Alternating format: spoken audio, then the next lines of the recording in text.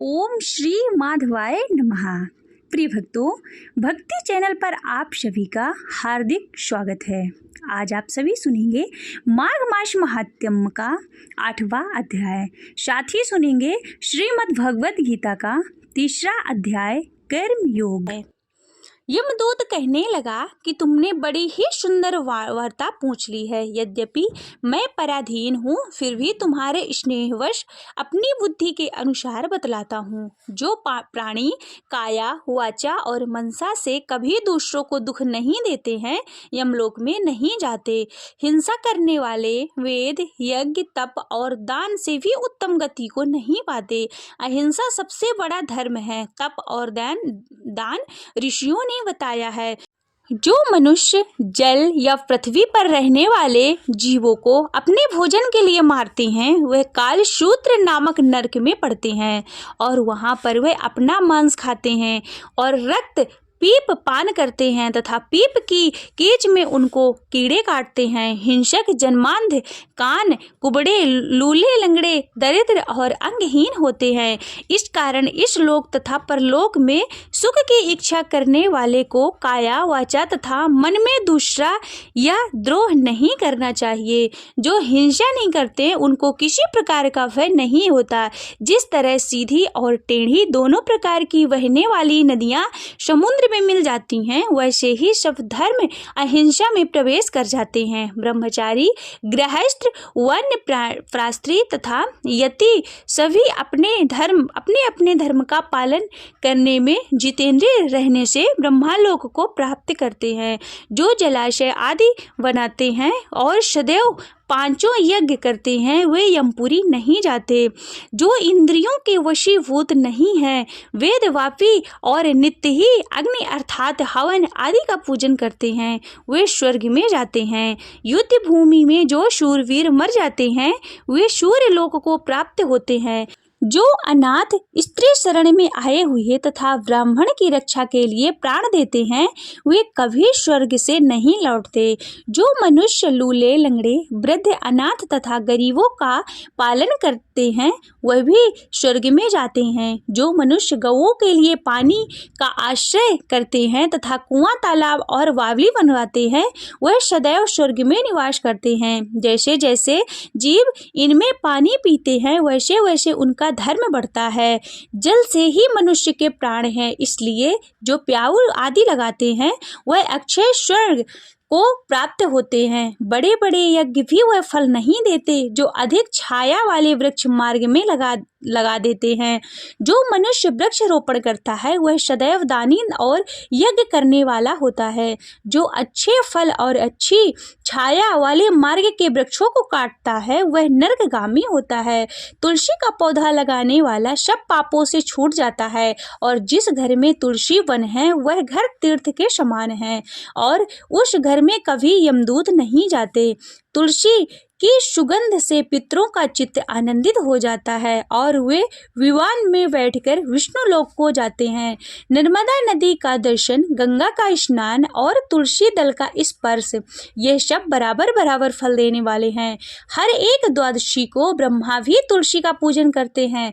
रत्न, सोना, फूल तथा मोती की माला के दान का इतना पुण्य नहीं जितना तुलसी की माला के दान का है। जो फल आम के 1000 और पीपल के 100 वृक्षों को लगाने से होता है, वह तुलसी के एक पौधे लगाने से होता है। पुष्कर आदि तीर्थ, गंगा आदि नदी, वासुदेव आदि देवता सब भी तुलसी में वास करते हैं। जो 1 बार, 2 बार या 3 बार रेवा नदी से उत्पन्न शिव मूर्ति की पूजा करता है तथा इस फटिक रत्न के पत्थर से आप निकले हुए तीर्थ में, पर्वत या वन में रखी हुई शिव की मूर्ति का पूजन करता है और सदैव ओम नमः शिवाय का मंत्र जप करता है, यमलोक की कथा भी नहीं सुनता, प्रसंग शत्रुता अभिमान से शिव पूजा के समान पापों को नष्ट करने वाला तथा कीर्ति देने वाला तीन लोक में और कोई काम नहीं है। जो शिवालय स्थापित करते हैं वे शिवलोक में जाते हैं। ब्रह्मा विष्णु तथा शिव का मंदिर बनाकर मनुष्य वैकुंठवासी होता है। जो भगवान की मूर्ति के लिए फूलों का बाग लगाते हैं वे धन्य हैं। जो माता पिता देवता और अतिथियों का सदैव पूजन करते हैं वे ब्रह्मालोक को प्राप्त होते हैं। आज के लिए बस इतना ही। माघ मास महात्म्य के 9वें अध्याय की कथाएं आप हमारे इसी चैनल के माध्यम से आगे के वीडियो में सुनेंगे। अब सुनिए श्रीमद् भगवद गीता का 3रा अध्याय कर्म योग। श्री भगवान बोले, प्रिय जन, स्थान में एक जड नामक ब्राह्मण था जो कौशिक वंश में उत्पन्न हुआ था। उसने अपना जातीय धर्म छोड़कर बनिए की वृत्ति में मन लगाया। उसे पराई स्त्रियों के साथ व्यभिचार करने का व्यसन पड़ गया था। वह सदा जुआ खेलता, शराब पीता और शिकार खेलकर जीवों को हिंसा किया करता था। इसी प्रकार उसका समय बीतता गया। सब धन नष्ट हो जाने पर वह व्यापार के लिए बहुत दूर उत्तर दिशा में चला गया। वहां से धन कमाकर घर की ओर लौटा। बहुत दूर तक का रास्ता उसने तय कर लिया था। एक दिन सूर्यास्त हो जाने पर जब दशों दिशाओं में अंधकार फैल गया तब एक वृक्ष के नीचे उसे लुटेरों ने धर दबाया और शीघ्र ही उसके प्राण ले लिए। उसके धर्म का लोप हो गया था, इसलिए वह बड़ा भयंकर प्रेत हुआ। उसका पुत्र बड़ा ही धर्मात्मा और वेदों का विद्वान था। उसने अब तक पिता के लौट आने की राह देखी। जब वे नहीं आए तब उनका पता लगाने के लिए वह स्वयं ही घर छोड़कर चल दिया। वह प्रतिदिन खोज करता मगर राहगीरों से पूछने पर भी उसे कुछ भी समाचार नहीं मिला। तदंतर एक दिन एक मनुष्य से उसकी भेंट हुई तो उसके पिता का सहायक था। उससे सारा हाल जानकर उसने पिता की मृत्यु पर बहुत शोक किया और बड़ा बुद्धिमान था। वह बड़ा ही बुद्धिमान था और बहुत कुछ सोच विचार कर पिता का परलोक कर्म करने की इच्छा से आवश्यक सामग्री साथ उसने काशी जाने का विचार किया। मार्ग में 7-8 मुकाम डालकर वह 9वें दिन उसी वृक्ष के नीचे आ पहुंचा जहां उसके पिता मारे गए थे। उस स्थान पर उसने संध्योपासना की और गीता के 3रे अध्याय का पाठ किया। इसी समय आकाश में बड़ी भयंकर आवाज हुई। उसने अपने पिता को भयंकर आकार में देखा और फिर तुरंत ही अपने सामने आकाश में उसे एक सुंदर विमान दिखाई दिया जो तेज से व्याप्त था। उसमें अनेक क्षुद्र घंटिकाएं लगी थी। उसके तेज के से समस्त दिशाएं अलौकिक हो रही थी। यह दृश्य देखकर उसके चित्त की व्यग्रता दूर हो गई। उसने विमान पर अपने पिता को दिव्य रूप धारण किए विराजमान देखा। उसका शरीर पर पीतांबर शोभा पा रहा था और मुनिजन उनकी स्तुति कर रहे थे। उन्हें देखते ही पुत्र ने प्रणाम किया। तब पिता ने भी उसे आशीर्वाद दिया। तत्पश्चात उसके पिता से उसने सब वृत्तांत पूछा। उसके उत्तर में पिता ने सब बातें बताकर इस प्रकार कहना आरंभ किया कि बेटा, दैववश मेरे निकट गीता के 3 अध्याय का पाठ करके तुमने इस शरीर के द्वारा किए हुए दुस्त्यज कर्म बंधन से मुझे छुड़ा दिया। अतः अब घर जाओ, क्योंकि जिसके लिए तुम काशी जा रहे थे वह प्रयोजन इस समय 3 अध्याय के पाठ से ही सिद्ध हो गया। पिता के यूं कहने पर पुत्र ने पूछा, तात, मेरे हित का उपदेश दीजिए तथा मेरे कार्य जो भी मेरे लिए करने योग्य हो सो बतलाइए। तब पिता ने कहा कि अनग, तुम्हें यही कार्य फिर करना है। मैंने जो कर्म किए वही मेरे भाई ने भी किए हैं। इससे वे घोर नरक में पड़े हैं। उनका भी उद्धार तुम्हें करना है तथा मेरे कुल के और भी जितने लोग नरक में पड़े हैं उन सबका भी तुम्हारे द्वारा उद्धार हो जाना चाहिए। यही मेरा मनोरथ है। बेटा, जिस साधन के द्वारा तुमने मुझे संकट से छुड़ाया उसी का अनुष्ठान औरों के लिए भी करना उचित है। उसका अनुष्ठान करके उससे होने वाले पुण्य उन नारकीय जीवों को संकल्प कर दे दो। इससे वे समस्त पूर्वज मेरे ही तरह यातना से मुक्त स्वप्न काल में ही श्री विष्णु के परम पद को प्राप्त हो जाएंगे। पिता के यह संदेश को सुनकर पुत्र ने कहा, तात, यदि ऐसी बात है तो मैं आपकी भी ऐसी रुचि है तो मैं समस्त नारकीय जीवों का नरक से उद्धार कर दूंगा। यह सुनकर उसके पिता बोले, बेटा, एवं मस्त, तुम्हारा कल्याण हो, मेरा अत्यंत प्रिय कार्य संपन्न हो गया। इस प्रकार पुत्र को आश्वासन देकर उसके पिता भगवान विष्णु के परम धाम को चले गए। तत्पश्चात वह भी लौटकर जन्म स्थान में आया और परम सुंदर भगवान श्री कृष्ण के मंदिर में उनके समक्ष बैठकर पिता के आदेशानुसार गीता के 30वें अध्याय का पाठ करने लगा। उसने नारकीय जीवों का उद्धार करने की इच्छा से गीता पाठ जनित सारा पुण्य संकल्प करके दे दिया। इसी बीच में भगवान विष्णु के दूत यातना भोगने वाले नरक के जीवों को छुड़ाने के लिए यमराज के पास गए। यमराज ने नाना प्रकार के सत्कारों से उनका पूजन किया और कुशलता पूछी। वे बोले, धर्मराज, हम लोगों के लिए सब और आनंद ही आनंद है। इस प्रकार सत्कार करके पितृलोक के सम्राट परम बुद्धिमान यम ने विष्णु दूतों से यमलोक में आने का कारण पूछा। तब विष्णु दूतों ने कहा, यमराज, शेष शैया पर शयन करने वाले भगवान विष्णु ने हम लोगों को आपके पास कुछ संदेश भेजा है। भगवान हम लोगों के मुख में आपकी कुशलता पूछते हैं और यह आज्ञा देते हैं, आप नरक में पड़े हुए समस्त प्राणियों को छोड़ दें। अमित तेजस्वी भगवान विष्णु का यह आदेश सुनकर यम ने मस्तक झुकाकर उससे स्वीकार किया और मन ही मन कुछ सोचा। तत्पश्चात मदोन्मत्त नारकीय जीवों को नरक से मुक्त देखकर उनके साथ ही वे भगवान विष्णु के वास स्थान को चले। यमराज श्रेष्ठ विमान के द्वारा जहाँ क्षीर सागर है वहाँ जा पहुँचे। उसके भीतर कोटि कोटि सूर्यों के समान कांतिमान नील कमल दल के समान श्याम सुंदर लोकनाथ जगत गुरु श्री हरि का दर्शन उन्होंने किया। भगवान का तेज उनकी सैया बने हुए शेष नाग के फणों की मणियों के प्रकाश से दुगना हो रहा था। वे आनंद युक्त दिखाई दे रहे थे। उनका हृदय प्रसन्नता से परिपूर्ण था। भगवती लक्ष्मी अपने सरल चितवन से प्रेम पूर्वक उन्हें बार बार निहार रही थी। चारों ओर योगी जन भगवान की सेवा में खड़े थे। ध्यानस्थ होने के कारण उन योगियों की आंखों के तारे निश्चल प्रतीत होते थे। देवराज इंद्र अपने विरोधियों को परास्त करने के उद्देश्य से भगवान की स्तुति कर रहे थे। ब्रह्मा जी के मुख से निकले हुए वेदांत वाक्य मूर्तिमान होकर भगवान के गुणों का गान कर रहे थे।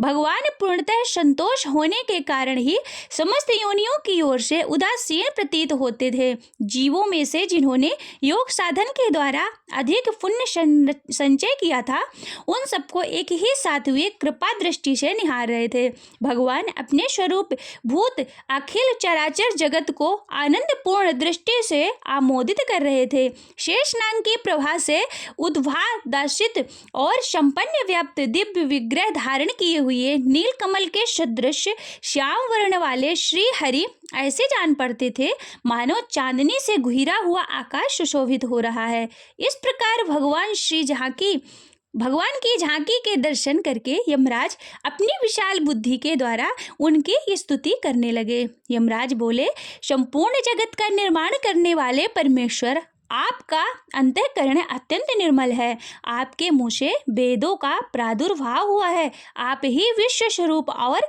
इसके विधायक ब्रह्मा है।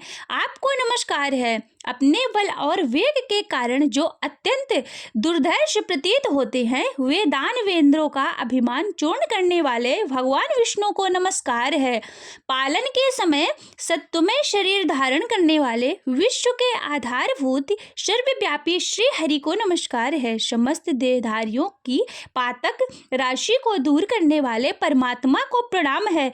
जिनकी ललाटवर्ती नेत्र के तनिक सा खुलने पर भी आग की लपटें निकलने लगती हैं, उन रुद्र रूपधारी आप परमेश्वर को नमस्कार है। आप संपूर्ण विश्व के गुरु, आत्मा और महेश्वर हैं। अतः समस्त वैश्यजनों को संकट से मुक्त करके उन पर अनुग्रह करते हैं। आप माया से विस्तार को प्राप्त हुए अखिल विश्व में व्याप्त होकर भी कभी माया अथवा उससे उत्पन्न होने वाले गुणों से मोहित नहीं होते। माया तथा माया जनित गुणों के बीच में स्थित होने पर भी आप पर उनमें से किसी का प्रभाव नहीं पड़ता। आपकी महिमा का अंत नहीं है, क्योंकि आप असीम हैं। फिर आप वाणी के विषय में कैसे हो सकते हैं? अतः मेरा मौन रहना ही उचित है। इस प्रकार स्तुति करके यमराज ने हाथ जोड़कर कहा, जगत गुरु, आपके आदेश से इन जीवों को गुण रहित होने पर भी मैंने छोड़ दिया। अब मेरे योग्य और जो कार्य हो सो उसे बताइए। उनके यूं कहने पर भगवान मधुसूदन मेघ के समान गंभीर वाणी द्वारा मानो अमृत रस से खींचते हुए बोले, धर्मराज, तुम सबके प्रति समान भाव रखते हुए लोगों के पाप से उद्धार कर रहे हो। तुम पर देहधारियों का भार रखकर मैं निश्चिंत हूँ। अतः तुम अपना काम करो और अपने लोक को लौट जाओ। यूं कहकर भगवान अंतर्ध्यान हो गए। यमराज भी अपनी पुरी को लौट आए। तब वह ब्राह्मण अपनी जाति के और समस्त नारकीय जीवों को नरक से उद्धार करके स्वयं भी श्रेष्ठ विमान द्वारा श्री विष्णु धाम को चला गया। यह था श्रीमद् भगवत गीता के तृतीय अध्याय कर्म योग का महत्व। आप सुनिए श्रीमद् भगवत गीता के तृतीय अध्याय का जो सार है। अर्जुन बोले कि हे जनार्दन, यदि आपको कर्म की अपेक्षा ज्ञान श्रेष्ठ मान्य है तो फिर हे केशव, मुझे भयंकर कर्म में क्यों लगाते हो? आप मिले हुए वचनों से मेरी बुद्धि को मानो मोहित कर रहे हो। इसलिए उस एक बात को निश्चित करके कहिए जिससे मैं कल्याण को प्राप्त हो जाऊं। श्री भगवान बोले कि हे निष्पाप, इस लोक में दो प्रकार की निष्ठा मेरे द्वारा पहले कही गई है। उनमें से सांख्य योगियों की निष्ठा, जो ज्ञान योग से भी योगियों की निष्ठा कर्म योग से ही होती है। मनुष्य ना तो कर्मों का आरंभ किए बिना निष्कर्मता को यानी योग निद्रा को प्राप्त होता है और न कर्मों की केवल त्याग मात्र से सिद्धि यानी सांख्य निष्ठा को ही प्राप्त होता है। निसंदेह कोई भी मनुष्य किसी काल में क्षण मात्र भी बिना कर्म किए नहीं रहता, क्योंकि सारा मनुष्य समुदाय प्रकृति जनित गुणों द्वारा परवश हुआ कर्म करने के लिए बाध्य किया जाता है। जो मूढ़ बुद्धि मनुष्य समस्त इंद्रियों को हठपूर्वक ऊपर से रोककर मन में उन इंद्रियों के विषयों का चिंतन करता है, वह मिथ्याचारी अर्थात दंभी कहा जाता है। किंतु हे अर्जुन, जो पुरुष मन से इंद्रियों को वश में करके अनासक्त हुआ समस्त इंद्रियों द्वारा कर्मयोग का आचरण करता है, वही श्रेष्ठ है। तो शस्त्र विहित कर्तव्य कर, क्योंकि कर्म ना करने की अपेक्षा कर्म करना श्रेष्ठ है तथा कर्म ना करने से तेरा शरीर निर्वाह भी सिद्ध नहीं होगा। यज्ञ के निमित्त किए जाने वाले कर्मों के अतिरिक्त दूसरे कर्मों में लगा हुआ ही यह मनुष्य समुदाय कर्मों से बंधता है। इसलिए हे अर्जुन, तो आसक्ति से रहित होकर इस यज्ञ के निमित्त ही भली भांति कर्तव्य कर। प्रजापति ब्रह्मा ने कल्प के आदि में यज्ञ सहित प्रजाओं को रचकर उनसे कहा कि तुम लोग इस यज्ञ के द्वारा वृद्धि को प्राप्त हो जाओ और यह यज्ञ तुम लोगों को इच्छित भोग प्रदान करने वाला हो। तुम लोग इस यज्ञ के द्वारा देवताओं को उत्पन्न करो और वे देवता तुम लोगों को उत्पन्न करें। इस प्रकार निस्वार्थ भाव से एक दूसरे को उन्नत करते हुए तुम लोग परम कल्याण को प्राप्त हो जाओगे। यज्ञ के द्वारा बढ़ाए हुए देवता तुम लोगों को बिना मांगे ही इच्छित भोग निश्चय ही दे रहे हैं। इस प्रकार उन देवताओं के द्वारा दिए हुए भोगों को जो पुरुष उनके बिना दिए स्वयं भोगता है, वह चोर ही है। यज्ञ से बचे हुए अन्न को खाने वाले श्रेष्ठ पुरुष सब पापों से मुक्त हो जाते हैं और पापी लोग अपना शरीर पोषण करने के लिए ही अन्न को पकाते हैं, वे तो पाप ही खाते हैं। संपूर्ण प्राणी अन्न से उत्पन्न होते हैं। अन्न की उत्पत्ति वृष्टि से होती है, वृष्टि यज्ञ से होती है और यज्ञ विहित कर्मों से उत्पन्न होता है। कर्म समुदाय को तो वेद से उत्पन्न और वेद को अविनाशी परमात्मा से उत्पन्न हुआ जान। इससे सिद्ध होता है कि सर्वव्यापी परम अक्षर परमात्मा सदा ही यज्ञ में प्रतिष्ठित है। हे पार्थ, जो पुरुष इस लोक में इस प्रकार परंपरा से प्रचलित सृष्टि चक्र के अनुकूल नहीं वर्तता, अर्थात अपने कर्तव्य का पालन नहीं करता, वह इंद्रियों के द्वारा भोगों में रमण करने वाला पापायु पुरुष व्यर्थ ही जीता है। परंतु जो मनुष्य आत्मा में ही रमण करने वाला और आत्मा में ही तृप्त तथा आत्मा में ही संतुष्ट है, उसके लिए कोई कर्तव्य नहीं है। उस महापुरुष का इस विश्व में ना तो कर्म करने से कोई प्रयोजन रहता और ना कर्मों के ना करने से ही कोई प्रयोजन रहता है, तथा संपूर्ण प्राणियों में से इसका किंचित मात्र भी स्वार्थ संबंध नहीं रहता। इसलिए तो निरंतर आसक्ति से रहित रहकर सदा कर्तव्य कर्म को भली भांति करता रहे, क्योंकि आसक्ति से रहित होकर कर्म करता हुआ मनुष्य परमात्मा को प्राप्त हो जाता है। जनकादि ज्ञानी जन भी आसक्त रहित कर्म द्वारा ही परम सिद्धि को प्राप्त हुए हैं। इसलिए लोक संग्रह को देखते हुए भी तो कर्म को ही योग्य है, अर्थात मुझे कर्म करना ही उचित है। श्रेष्ठ पुरुष जो भी आचरण करते हैं, उन अन्य पुरुष वैसा ही आचरण करते हैं। वह जो कुछ प्रमाण कर देता है, समस्त मनुष्य समुदाय उसके अनुसार वर्तने लगता है। हे अर्जुन, मुझे इन तीनों लोकों में ना तो कुछ कर्तव्य है और ना ही कोई भी प्राप्त करने योग्य वस्तु अप्राप्त है, जो भी मैं कर्म में ही वर्तता हूँ। क्योंकि हे पार्थ, यदि कदाचित मैं सावधान होकर कर्मों में ना वर्तूं तो बड़ी हानि हो जाए, क्योंकि मनुष्य सब प्रकार से मेरे ही मार्ग का अनुसरण करते हैं। इसलिए यदि मैं कर्म ना करूं तो ये सब मनुष्य नष्ट भ्रम हो जाएं और मैं संकर्ता का करने वाला हूँ तथा इस समस्त प्रजा को नष्ट करने वाला बनूं।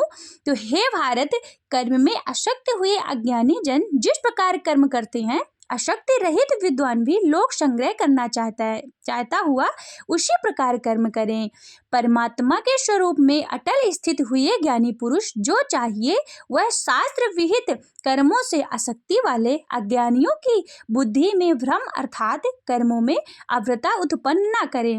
मुझ अंतर्यामी परमात्मा में लगे हुए चित्त द्वारा संपूर्ण कर्मों को मुझ में अर्पण करके आशा रहित, ममता रहित और संताप रहित होकर युद्ध कर। जो मनुष्य दोष दृष्टि से रहित और श्रद्धायुक्त होकर मेरे इस मत का सदा अनुसरण करते हैं, वे भी संपूर्ण कर्मों से छूट जाते हैं। परंतु जो मनुष्य मुझ में दोषारोपण करते हुए मेरे इस मत के अनुसार नहीं चलते, उन मूर्खों को तो संपूर्ण ज्ञानों में मोहित और नष्ट हुए ही समझ। सभी प्राणी प्रकृति को प्राप्त होते हैं, अर्थात अपने स्वभाव के परवश हुए कर्म करते हैं। ज्ञानवश भी अपनी प्रकृति के अनुसार चेष्टा करते हैं। फिर इसमें किसी का क्या हट क्या करेगा। इंद्रिय के अर्थ में अर्थात प्रत्येक इंद्रिय के विषय में राग और द्वेष छिपे हुए स्थित हैं। मनुष्य को उन दोनों के वश में नहीं होना चाहिए, क्योंकि वे दोनों ही इसके कल्याण मार्ग में विघ्न करने वाले महान शत्रु हैं।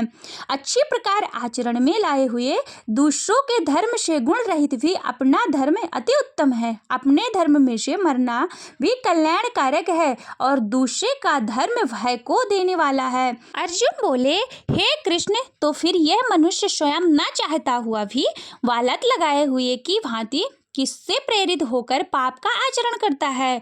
श्री कृष्ण भगवान बोले, रजोगुण से उत्पन्न हुआ यह काम ही क्रोध है और यह बहुत खाने वाला अर्थात भोगों से कभी ना अघाने वाला और बड़ा पापी है। इसको ही तू इस विषय में वैरी जान। जिस प्रकार धुएं से अग्नि और मैल से दर्पण ढक जाता है तथा जिस प्रकार जेर से गर्भ ढका रहता है, वैसे ही उस काम के द्वारा वह ज्ञान ढका रहता है। और हे अर्जुन, इस अग्नि के समान कभी न पूर्ण होने वाले काम रूपी ज्ञानियों के नित्य वैरी के द्वारा मनुष्य का ज्ञान ढका हुआ है। इंद्रियां, मन और बुद्धि ये सब वास स्थान कहे जाते हैं। यह काम इन मन, बुद्धि और इंद्रियों द्वारा ही ज्ञान को आच्छादित करके जीवात्मा को मोहित करता है। इसलिए हे अर्जुन, तो पहले इंद्रियों को वश में करके इस ज्ञान और विज्ञान का नाश करने वाले महान पापी काम को अवश्य ही बलपूर्वक मार डालेगा। इंद्रियों को धूल सहित से यह पर यानी श्रेष्ठ, बलवान और सूक्ष्म कहते हैं। इन इंद्रियों से मन और मन से ही बुद्धि और बुद्धि से ही अत्यंत पर है वह आत्मा है। इस प्रकार बुद्धि से अर्थात सूक्ष्म, बलवान और अत्यंत श्रेष्ठ आत्मा को जानकर और बुद्धि के द्वारा मन को वश में करके महाबाहो तो इस काम रूपी दुर्जय शत्रु को मार डाल।